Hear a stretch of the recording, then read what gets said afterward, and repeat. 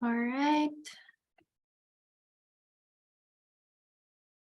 So I think we can start. So welcome everyone. Good morning or good afternoon, depending on where you are joining us from today. Please note that this meeting is being recorded and the recording will be shared on URADA and Positive's YouTube channels. So as I mentioned on the screen, you can find a QR code. I believe Boyan, can you not hear us, Boyan, or you cannot hear me? Just to check, does everybody hear me? We can hear you fine. Yes. Okay, Boyan is joining again.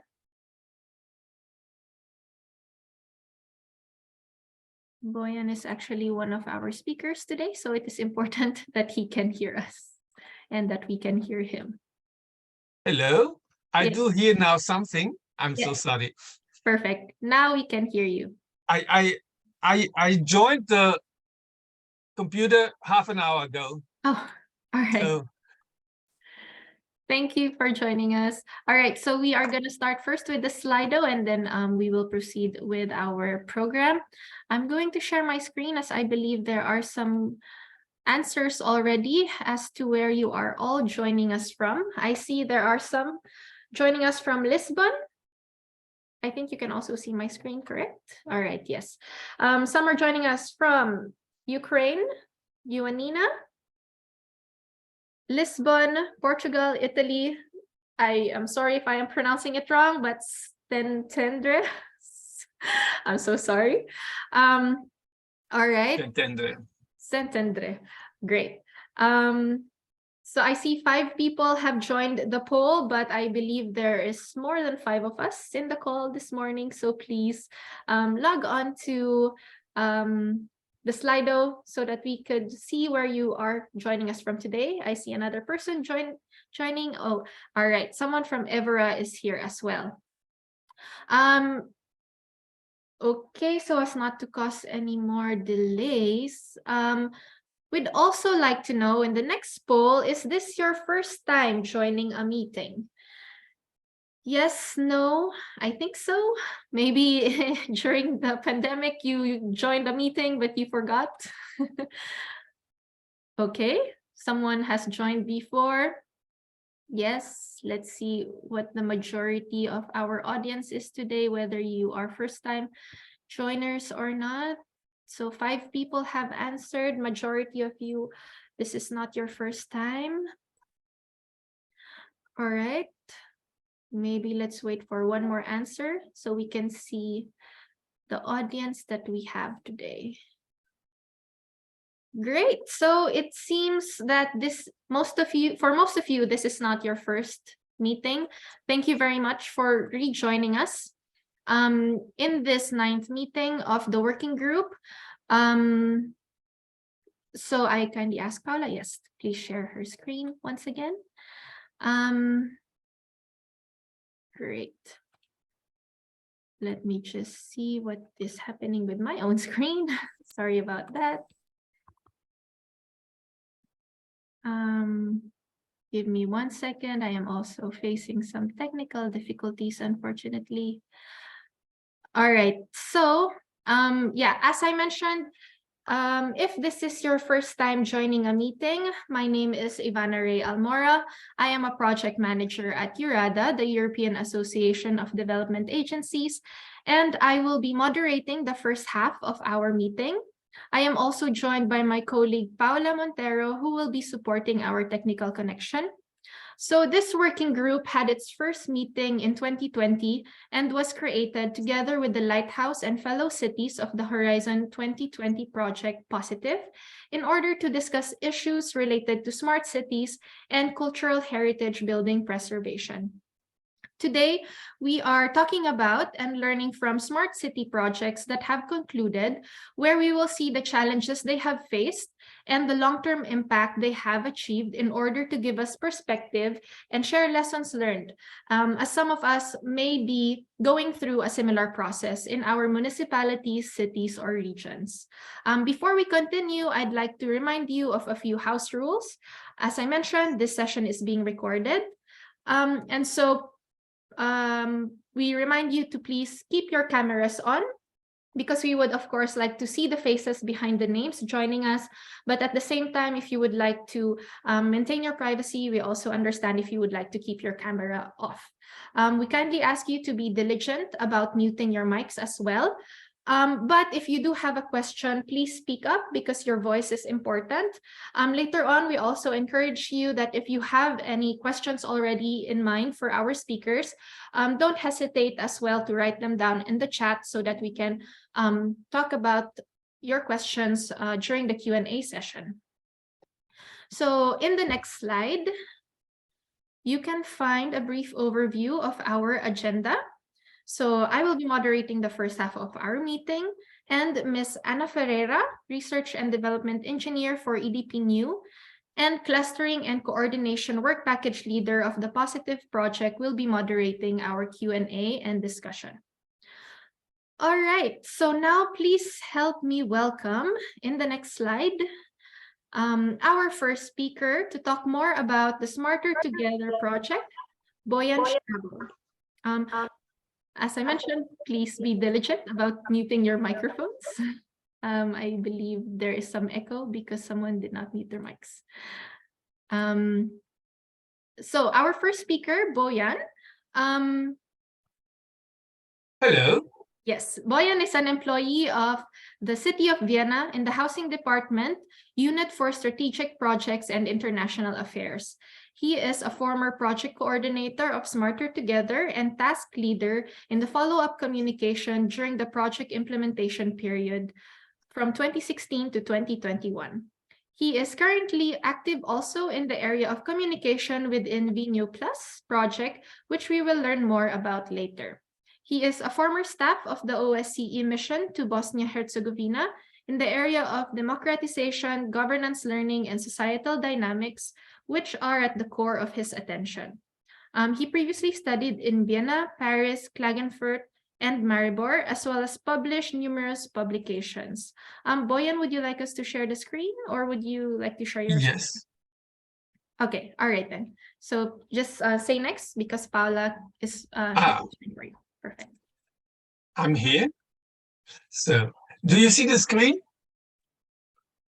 Yes. I have a slight problem because I do hear myself twice. There should be some mics off, I guess. Let me see, and I will mute some microphones in case. I think you appear to be 2 times in the video, in the call. Yes. So I shall delete something. I'm so sorry.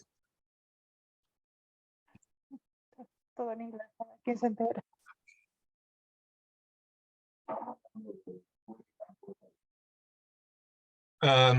Now it's okay. Yes. So, oh, we're here. Oh, it works. Thank you very much. So, I have 10 minutes for the project Smarter Together. I do now just see my screen. For the information, it was as you said, a call within Horizon 2020, Smart Cities and SCC1 Lighthouse project, implemented from 2016 until 2021. We had a slight prolongation thanks to COVID.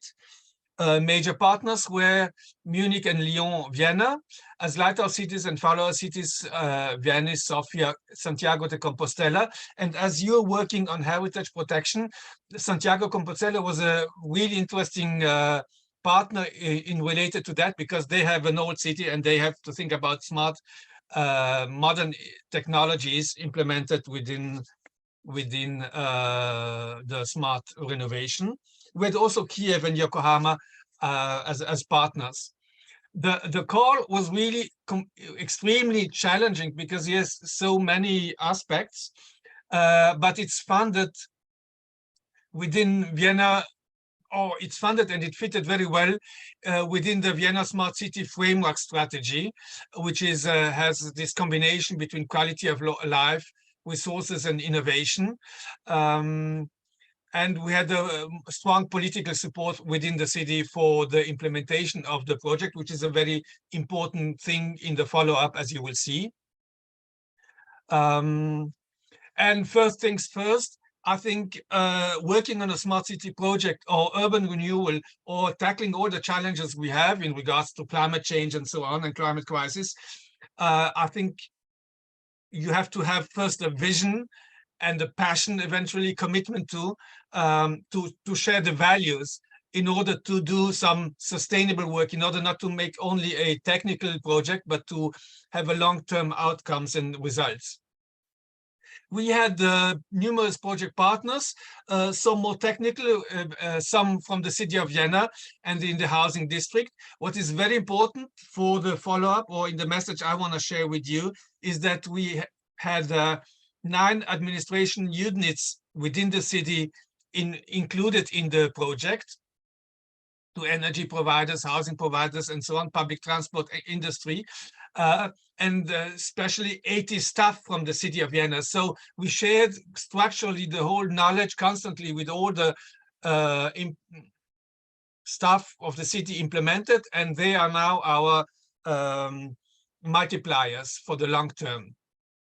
Also, something that 2 aspects which are hugely important for us, or which were certainly hugely important for the success story of Smarter Together, is that in addition to the technical challenges we had, you will shortly come to that, but first things first, is that because of the political background and task, we had to highlight participation in each and every form, and to work from the citizens' perspectives. We had to include different target groups like tenants or pupils and students, employees from industrial sites. And this participation went from information through participation and real co-creation. We even had gamification, so on. This is so important in order to create some kind of, or to contribute to a societal dynamics. And indeed, some would say the feedbacks we got is that really I think we had some kind of impact. Obviously, on the long term, nobody knows really, and it's hard to measure. But still, to have the idea that you have to have a societal impact in your work will lead you to activities that are more than simple information campaigning or on the surface of the water, so to say. The second point, which is so important, is partnership approach, which is eventually also challenging within the governance, because as you know, we as a governance are responsible, politically responsible, and we are held responsible on the election days. And private partners might not be, but still key elements are organizational culture, to have a project dynamics why? Because with that you get a leverage effect with multipliers. So obviously including citizens or pupils is an important task and issue. But for instance, I take just an example, Siemens did tons, every project partner did much more than initially thought, and they invested also money. So we have this multiplier effect also in financial terms. Just a short overview of the numerous additional partners we had. So within the participation structure, to show that we have so many specific target groups that we approach with different tools and means of communication, of co-creation, and so on. Yes, and there's one element, first things first again, which I want to share with you in the short term, is this aspect of governance learning. It's to have a process-oriented knowledge management throughout the process in order to anchor the commitment, visions, and values. Here comes the technical tool, so to say, in order to ensure that is through personal months. So for the 70 staff I mentioned earlier, they were all like on the project list with personal months. So the mid-management in our governance could easily free up its staff for the work in the project, because certain amount of time was paid through the project budget, and this was extremely important in order to have these long-term results. We also had replication activities, which were more like project management issues. So we had different harvesting workshops, so to say, in order to share knowledge on technical issues with the on the peer-to-peer level. So this is another level. So the one is the process-oriented knowledge management. The other one is the project-oriented knowledge management, which is so important. And we had like really more than, as I see here, more than 50 follow-up projects and activities. And we have now one 10-year lasting follow-up project financed by the City of Vienna, funded by the City of Vienna and managed by it. It's called Wien Plus. Just for a short overview, I could have made this slide a bit earlier. We had to have a large-scale housing refurbishment. So in Vienna, we used the social funded housing refurbishment segment. We had to have e-mobility solutions. We had to have energy solutions and database solutions in the project. So we had more than 40 projects implemented, and we stopped at counting at 40. We also had an overall investment of 80 million, but we stopped counting at 80, and it would be hard to say how much really. Here also, as of July 2021, our project 3, as you see, we succeeded to have this, to include the EU call in the roots of the Vienna governance, Vienna policy papers, as on the right side, the strategy development 2025, the different political concepts or management concepts for different areas. We implemented a huge bunch of activities like here, which are the yellow leaves, and the blue leaves are the follow-up projects and the impact, and one of them being Wien Plus, as you see, is a big logo on that. It's hard to say, like we launched, for instance, the first mobility station is a pilot project. There's now a follow-up project for 10 years with 15 million euros in the funding of the City of Vienna, and we already have new Wien mobile stations throughout the City of Vienna. Obviously, the concept changed a little bit. We don't have e-bike sharing anymore because obviously this was not possible to have implement on a large scale. As for the impact here, we have the pictures for 2 follow-up projects on the left side, Wien Plus. It's again based on the district area concept, so and to have within this a holistic innovation approach, so to combine technical issues with citizen participation, research, and governance on all that stuff. So that is really challenging, but we don't see, we see really a need in having an integrated approach. We have now already started the second district area. There was another follow-up project, Reno Booster, which focused on housing renovation in the private housing stock. As I mentioned earlier, the Smarter Together in Vienna focused on social housing, and we saw that we had a lot of things to do. And one of the issues within Reno Booster, the task from the EU was to create kind of one-stop shop. So we have our legal base, legal framework, federal institutions, federal system of funding. So one of the outcomes was to create, on the right side, the Hauskunft, which is an information site for housing refurbishment or renovation for the private sector. And indeed, it was launched much earlier than foreseen. And when the tragic, horrific crisis in Ukraine started, the demand skyrocketed, and we already had this institution. And you see here a series of web links. One other institution that has been installed within that is the Quality Platform, which is like the platform for providers of refurbishment services. Oh yes, and there's one other logo here down, as you see. we had during the project implementation of Smarter Together, and after that, the IBA Wien, which is the International Building Exhibition, focusing on new social housing. And obviously Smarter Together was part of it. This was a big, huge knowledge management challenge we had for many years in Vienna, focusing on social housing. And so all our publishing long-term results are also included in IBA Wien.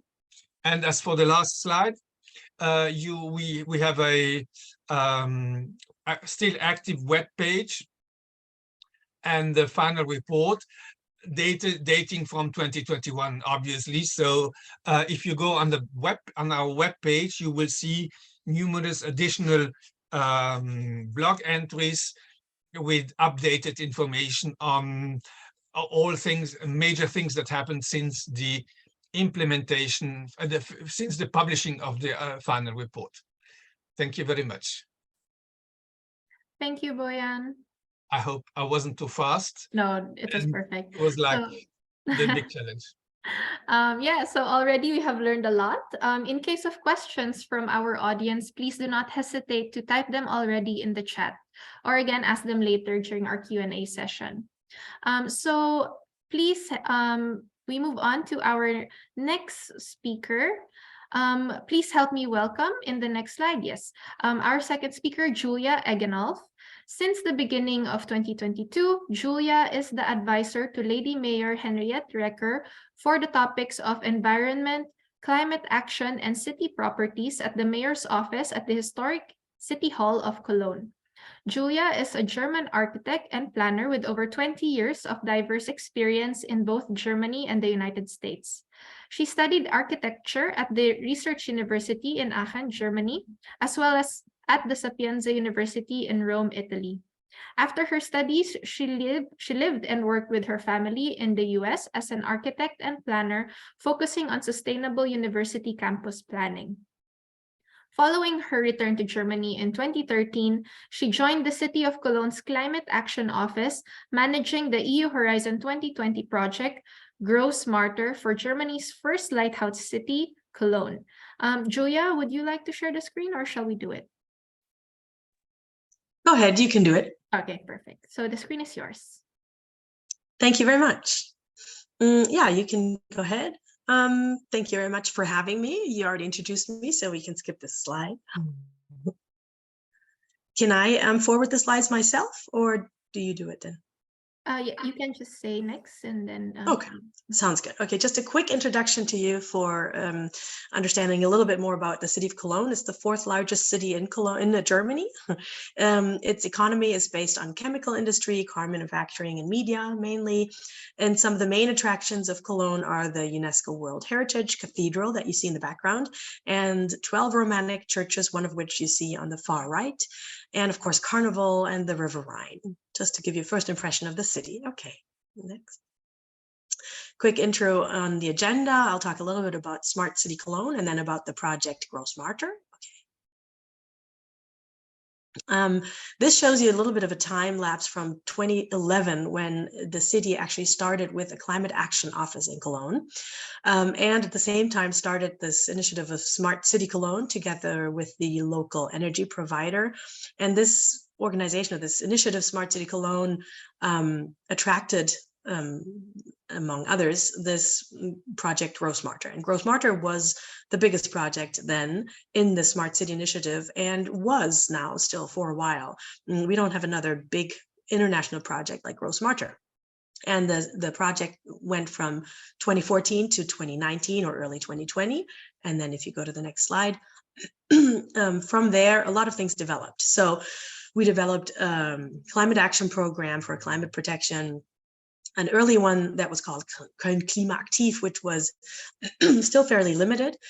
And we quickly realized we need something more broad, larger, and more of a strategy for the entire city and for a lot of different topics, for the topics of climate action. And we just in 2022 or early 2023 released a strategy that is now being implemented, and that we are now working on to put into different steps so that we can get climate neutral by the year 2035, which is the goal for Cologne.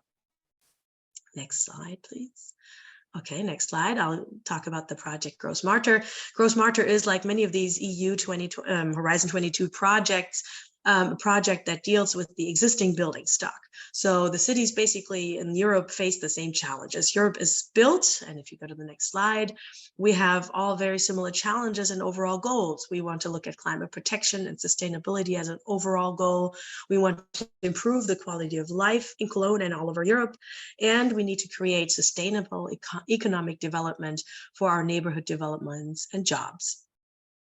So Grossmarter itself was with 3 lighthouse cities, Cologne, Stockholm, and Barcelona, and 5 follower cities, Cork, Porto, Valletta, Malta, Suceava, and Graz. Suceava in Bulgaria and Graz in Austria. And of course, we had money from the EU, but if you break that down per lighthouse city and per all these people that work on the project, not that much is left over. But I think the goal here is to have this stimulation to be able to do a little bit more than you've done before. So next slide.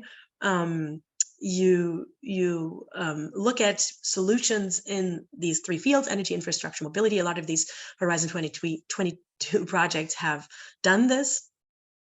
Keep going. Next slide, please. And it wouldn't have been possible without the industrial and research partners. I think my colleague just explained that as well. We had a lot of these involved. This is not just Cologne. This is all of the project together. And in order to actually implement these measures, we need partners. Next slide. And of course, within this work, within the partners, issues, problems, challenges arise, and they need to be solved. I'll tell you a little bit about these 3, next slide, 3 aspects. First of all, the low energy district, you can see here the overall picture of the area that we remodeled. And our implementation strategy here was to use renewable energies, to use insulation before putting on photovoltaics. We added space in some of these buildings. We used heat pumps and battery storages, as well as efficient lighting, and worked on the ideas of behavioral change and an intelligent energy management system, a virtual power plant, which at the time was all very new. It was implemented in 3 construction phases, and we supplied energy for roughly 1,000 tenants, 33,000 square feet of living space. We placed PV modules on all the roofs, used heat pumps, I already said that, and battery storage units. We use district heating for peak loads. So the overall primary energy reduction and CO2 reduction was roughly 60,000. You see an overview here of this area, which in itself is a large area that was implemented in 3 instead of originally thought of as 5 years. And if you think of the whole city of Cologne, this is really only a drop in the bucket. It really is one area of the entire city of Cologne. But even that took a while to really get implemented. And to tell you a few of these things that we encountered were, of course, high development costs because it used to be industrial wasteland. We had very little space to put in technology in basements. We had to refurbish during inhabitation, so we didn't ask people to move out. There was a high coordination of it. There was extreme amounts of data in the process. We had lots of rules and regulations to deal with. And we looked at existing buildings here. We didn't build new buildings. That's always easy, but retrofitting existing buildings, like you all know, is the difficult challenge. Yeah, and we had people living there that had little interest or language barriers in these topics. So including them, we had events where we included people, but we noticed that the interest came as soon as the backhoes were around and the holes in the streets were seen and the actual work was done. And then people were wondering, well, what's happening? So yeah, next slide, please.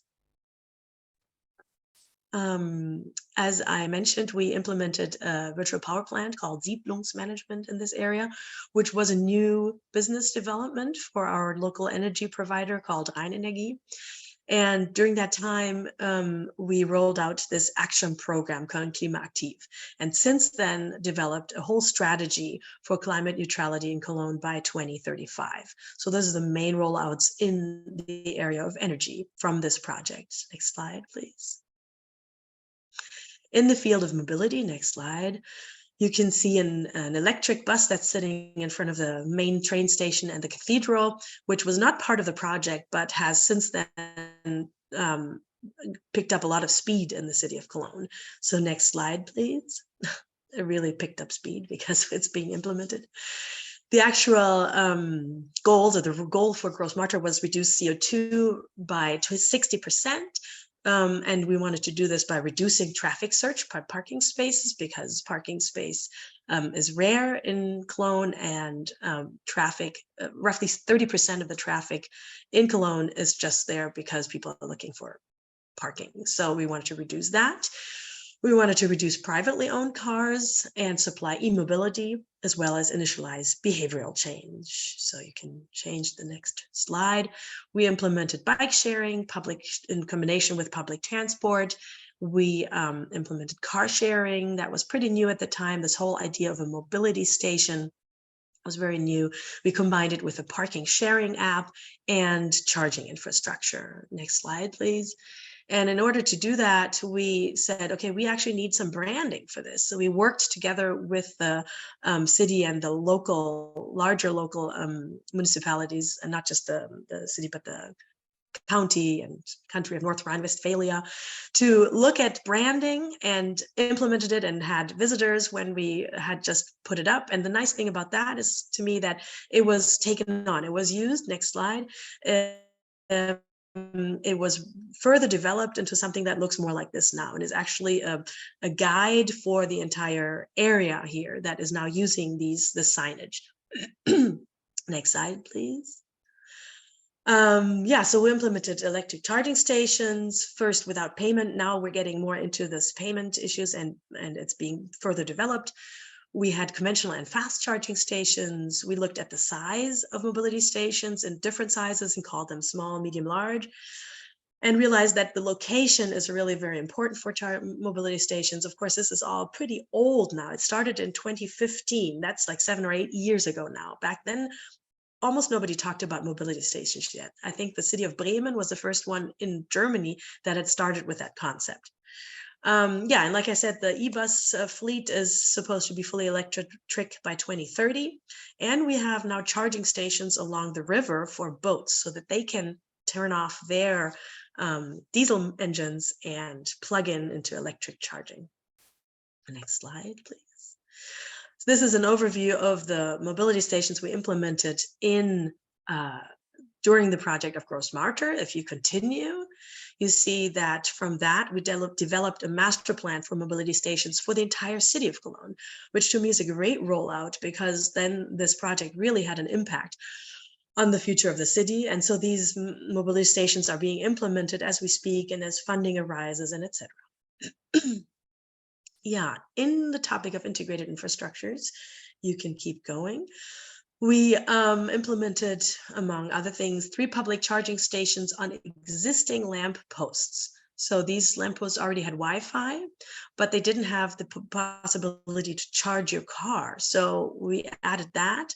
And it's still pretty bulky, as you see on that picture, but it was a first test on looking at how simple or cost effective is it to actually use existing lampposts, where you of course need a parking space nearby.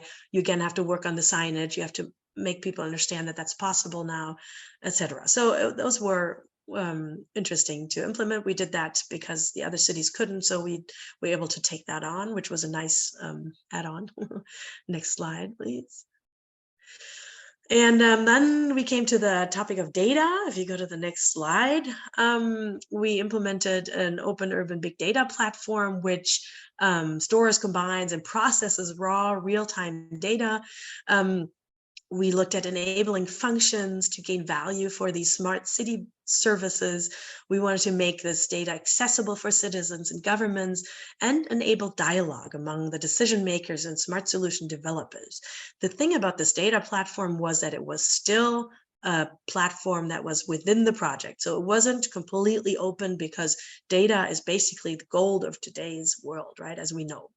And so these topics became bigger and larger within the city, and are now being worked on in different projects. So the city and municipal utility group look at this a lot more now, are defining or looking at definitions of a trusted cloud infrastructure, looking at physical infrastructures, and really we need the understanding of the value and quality of data. We need to understand the needs of the stakeholders, barriers, etc. You all probably encounter similar issues now with this topic of data. And what we found was that it was important to use case studies in order to show what you can actually do with that data. Data is so intangible, you can't hold it, you can't really see it. You have to show and make use cases in order to really understand what all you can do with it. Yeah, we had a lot of cooperation on standards and legal frameworks and worked with others to develop that. Okay, we'll go to the next slide. And from there, the rollout really was that Cologne was selected as one of the 32 projects in the second phase of from the country of Germany initiated Smart City Model project, and it's called Unbox Cologne, and it's jointly developed with citizens, and project ideas are here brought forward from citizens, and that is currently going on, and it's, I think, lasting 5 years. Replication, in this case, Porto and Graz have started looking into the replication of this measure that we did in Cologne, and many licenses were sold to other cities based on the Grossmarter learnings. Next slide. As a summary, next slide, I can say that for all 3 cities, or overall cities, we have renovated 130,000 square meters, engaged roughly 15,000 citizens, saved a lot of tons of CO2, used a lot of sustainable vehicles, and this idea of smart governance was further developed, which I think is very important in the sense that, for example, to implement mobility stations, I think there were 30 or 40 people involved in getting that started. It was so new and nobody knew what to do with it, how to do with it, which land to use to do it on, and just driving further this idea of smart governance, that people talk with each other, not in the old silo way, but more cross-border, in order to roll out these solutions and replicate them. And yeah, we have many projects initiated. We won lots of awards. And so this is just a thank you photo from the entire Grossmarter team, the lead team that was here in the picture from Stockholm and Barcelona and Cologne. And I have to say that I think the Grossmarter project has positioned Cologne as a smart lighthouse city in Germany, Europe, and the world at the time, because we were even invited to the US to present our city, or not just the city, but the project, together with the other lighthouse cities. And I think it was a big success. After the project, we realized that we need to focus a bit more on Cologne and how we get to a climate neutral Cologne in 2035, which is why I think at the moment we're not in a big European project like this one currently, but we're still working on various project groups within Eurocities as a city. Yeah, so I think this is it. Thank you very much. This is my contact. If you have any questions, feel free now or later. Great.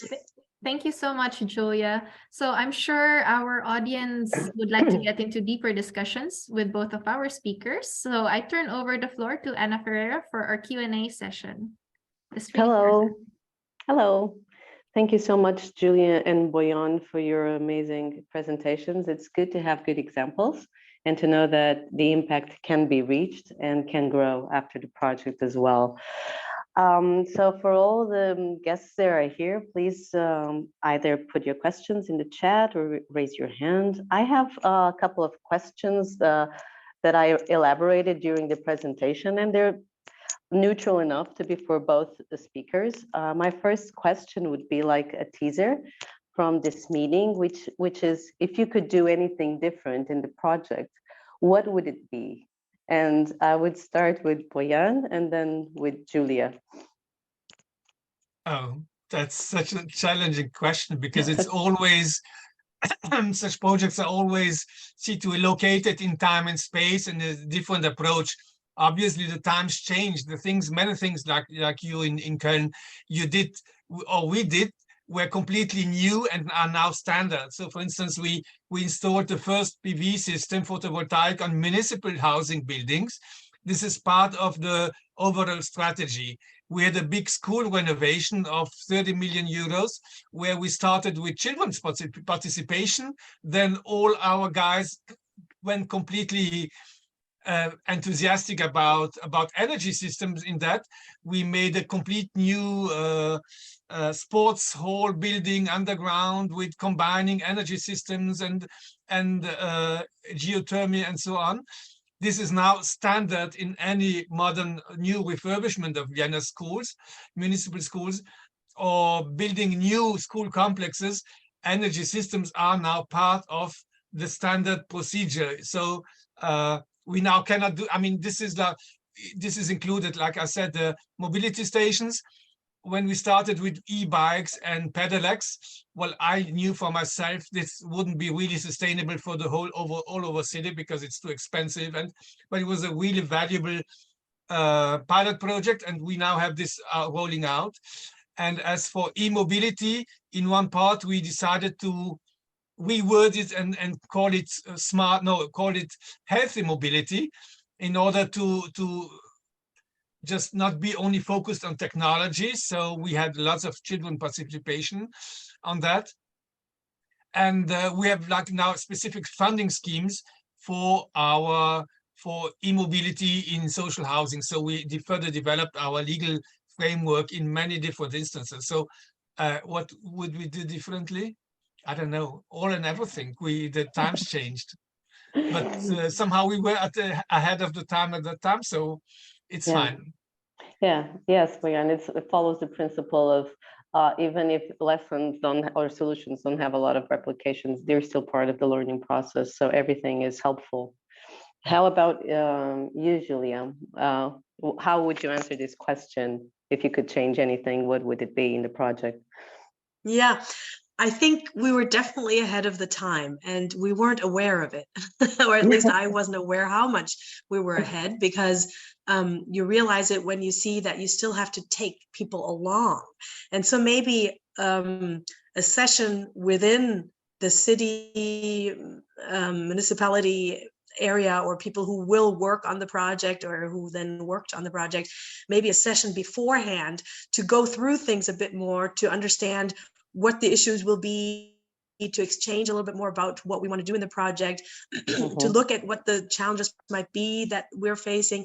That may have been good. And on top of that, I think what we tried to change during the project, what would be good to do ahead of time, was to give people the authority to make or to take decisions that are part of this project, because we had people on the project that weren't, and that's also part of smart governance, to have people on the project who, for their own field of expertise, can actually say yes or no to certain decisions, or say, okay, I don't know, but I can tell you by then, instead of it being, ooh, I'm not the person who can take that decision, and I'll have to check back, and it'll take forever to get answers. So that can't work in a project like this, where you are on a time deadline, you have funding that you only get when you're within that time frame. And so I think having people who can take decisions is a really good thing to have. And we had those, but we didn't have them everywhere. We didn't have that for every single topic, maybe. And so understanding that ahead of time is probably a good thing. And we had a lot of communication, but I think that's always a good thing to remember to have and do right from the start. From my knowledge and positive, I think those are very useful solutions. We're more or less halfway, but I think we can still do some good use of those solutions that are all about citizen staff engagement and all about smart governance as well, like you're saying. We have a question here from another Julia, and she's asking, the innovative solutions installed during the project, are they still being used? Which ones worked out better from an energy point of view, and which ones got the higher attention from the citizens? I think that both of you can answer, but maybe now I'll start with you, Julia. What do you think were the most innovative solutions, and are they still being used? What were the ones that got the eye of the public more? Yeah, I think the virtual power plant was probably the most innovative solution, because it was something that even the the energy provider hadn't worked with before this project. It was the first time they implemented that, and there were lots of issues around it. Things weren't plugged in correctly. Things had to be reconnected until the system actually was able to work for even just one of the buildings. And the idea was to connect all of the 16 buildings.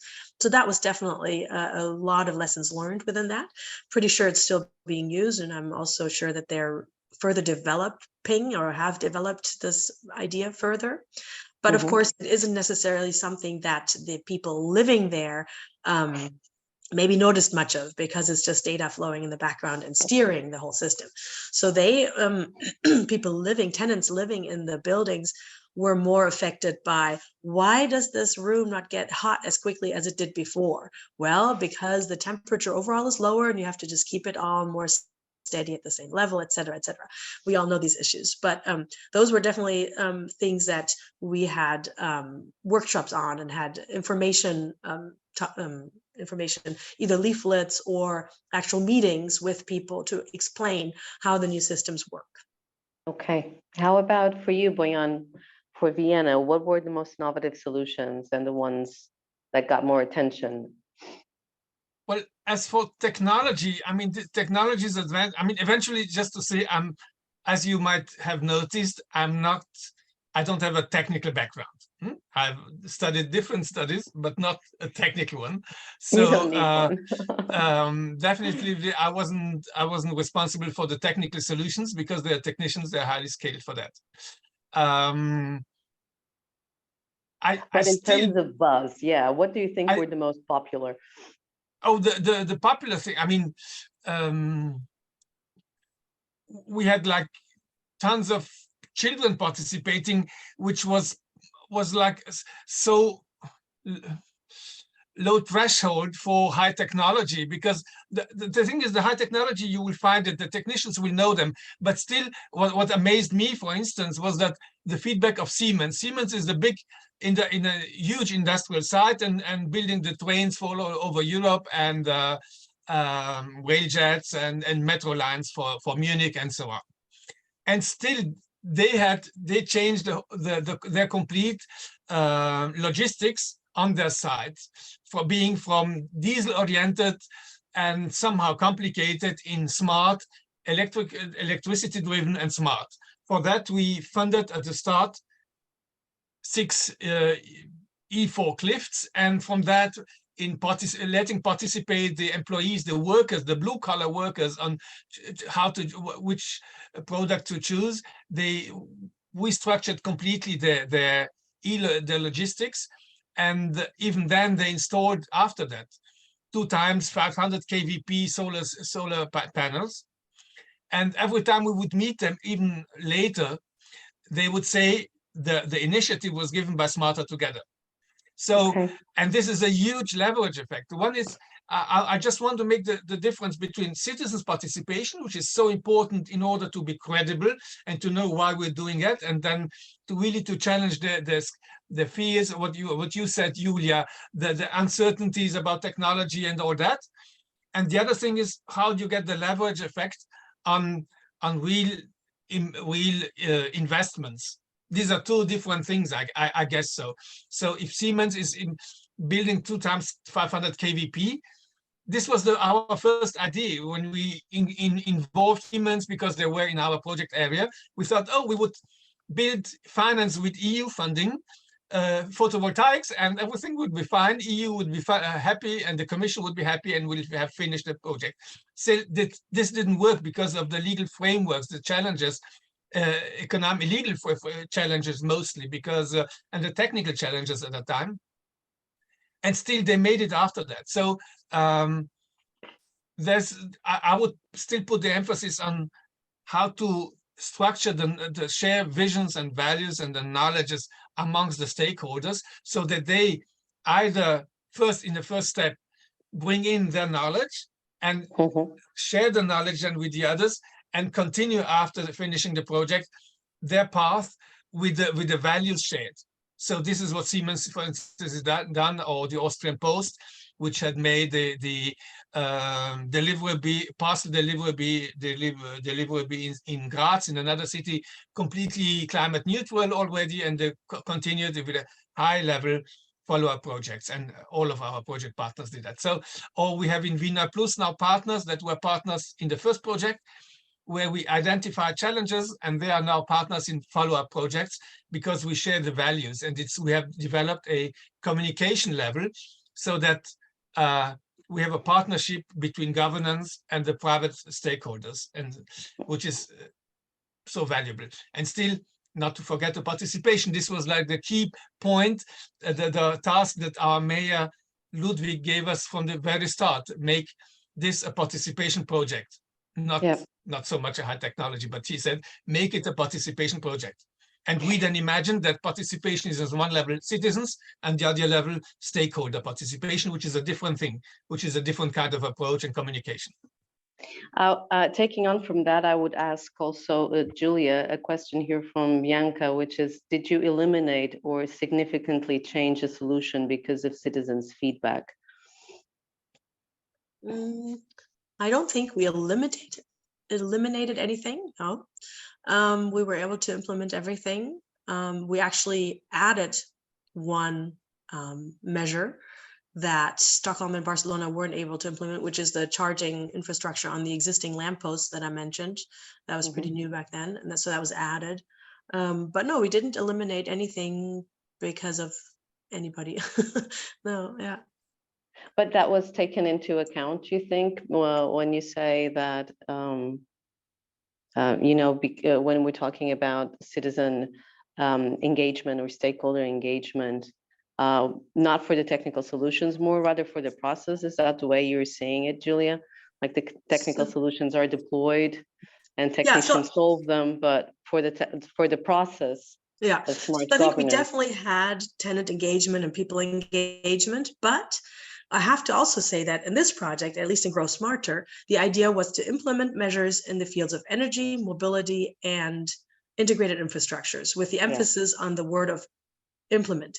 And so before the project started, we had already given the EU a list of things that Stockholm, Barcelona, and Cologne were going to implement. And we found our partners in order to be able to implement those things.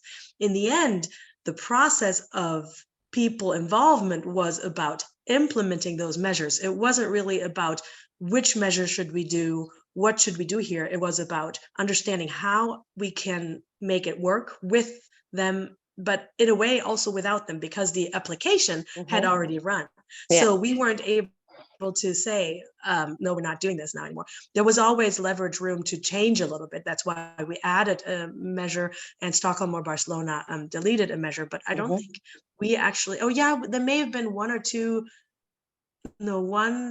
smart meters. That's the measure that we didn't implement because the German framing of law structure of rules and regulations wasn't far enough yet for us to be able to actually do that at the time. It was possible in like 2019, just as the project stopped or was concluded, we would have been able to implement that one measure, but it didn't really have anything to do with tenant engagement or citizen engagement in this case. The project wasn't necessarily about just that. Okay. One question for Boyan, which is, you talked a lot about the shared constantly knowledge with the staff and with Vienna office staff. How often would that be? Would you hold like workshops on your project, like every semester, or how would that be, Boyan? Well, there are two levels. What I was talking about is more the systemic inclusion of the city staff. So for instance, from the energy department, the guy developed a whole local assessment on energy potentials and different energy solutions. They are now part of the city strategy. We were included in the monitoring process of the smart city framework strategy, and the input we gave was included in the update of the smart city, which is now called Smart City Climate Strategy. So it's more about the involvement. Well, obviously we had a core team meeting regularly, but this is like, well, obviously that's project management. But there are two levels, what I said. The one is the structural involvement, the other one is the peer-to-peer technical knowledge sharing, which was on a European level, which is inspiring too. So our guys from the housing went to Lyon, or the energy department went to Lyon and shared with Munich and the solutions, and our guys from the Munich guys came to Vienna, were enthusiastic about our participation. So they did a follow-up project. We called it Beat the Street, they called it Kreuz und Quer. And then after that, we bought their technology back, or used their technology in the follow-up years without EU funding. So there was a very valuable European exchange. One thing, for instance, in Lyon, an experience, but we could share it too.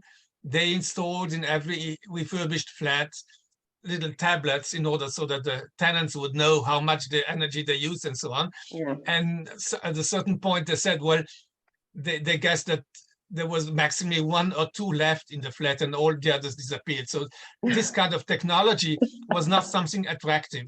And this is throughout the project, we realized that technology has to serve the purpose, but is not a purpose in itself.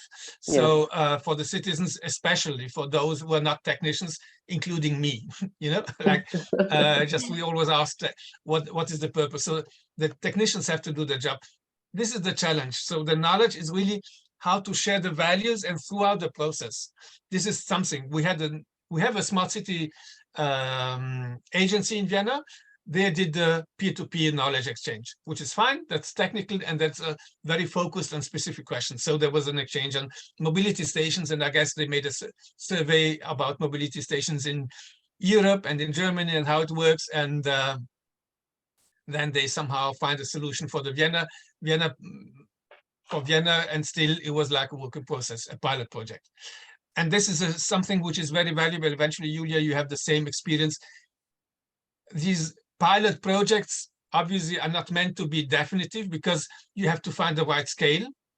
Like we didn't make, I mean, e-mobility solutions in a place where you have a metro line and trams and whatever is not, I mean, has no sense because you have to find the right scale of pilot projects solutions.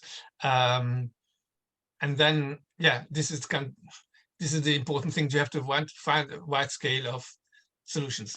Piloting and knowing that there's a process after that, which is going then to make the ensure sustainability. Ivana, should we wrap up because we're closing to our time, or should we ask one more question to wrap up?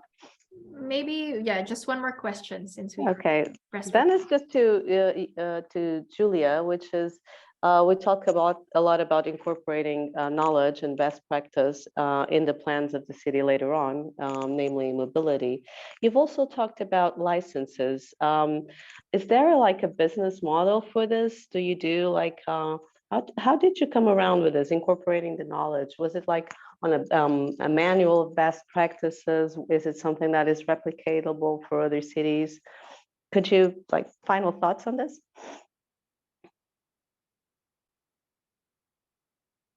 Unfortunately, you were breaking up a little bit, but what I understood was that you were asking about mobility stations, so the whole field of mobility. I was asking about you've integrated a lot of knowledge from this project into the mobility plan of Cologne later on, right? Right. And how was that done? Like, did you develop like a best practice manual? It's a little bit about that, you know, how project and then take the knowledge into further project. Well, it takes a lot of meetings and communication in order to get all that all that knowledge spread. And yes, we have, of course, a big department of people in the mobility field who are experts in all that and are maybe parallel already working on topics that are similar to what we did in Großmarktl. But in that case, they hadn't really. And so they really were very happy to understand our knowledge from the project, excuse me, to incorporate what we have learned on the project into their mobility plan for the city, and then developed or are in the process of developing a SUMP, a sustainable urban mobility plan, right? That's what the abbreviation is, I think. And so together also with the regional politicians or people who work in this field of mobility, there is a guide of what is a mobility station, what's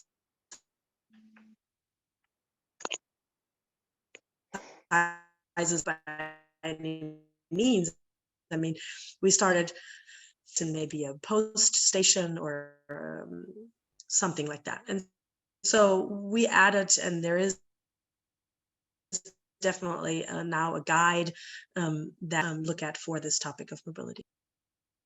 Thank you so much. That was really helpful. Ivana, I pass the floor to you. We have one more question, but I think we don't have enough time. Yeah, unfortunately, we don't have any more time, but I do believe that the Positive Cities will be having a more intimate session with both our speakers in an upcoming work package meeting. Yes.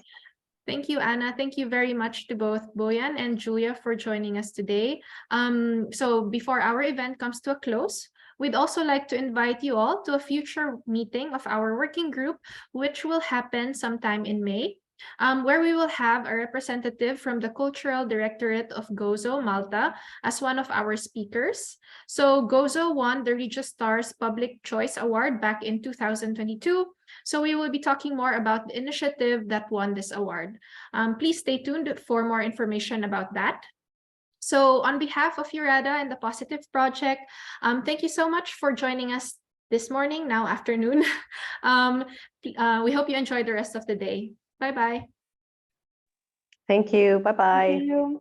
Thank you. Bye. Thank you. Bye-bye. Okay, bye-bye. Thank you. Thank you. Bye. Perfect. Thank you. Thank Bye. you. Thank you.